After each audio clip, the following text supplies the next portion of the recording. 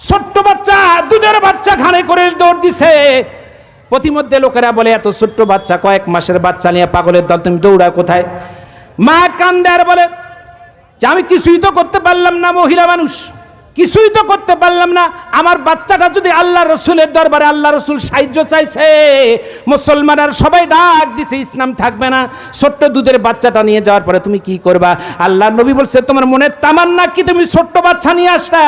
ওই মহিলাটা বলে, হুজুর আমি ছোট্ট দুধের বাচ্চাটা আপনার কাছে নিয়ে আসছি এই জন্য যে আপনার পবিত্র শরীর মোবারকে যখন তীর মারবে, তীরান্দাজেরা যখন, জালেমেরা যখন তীর মারবে, তীর যখন ছুটাবে, আমার ছোট বাচ্চাকে, দুধের বাচ্চাকে দুই হাত ধরবেন আর দুই পা ধরবেন, ঢাল হিসাবে ব্যবহার করবেন।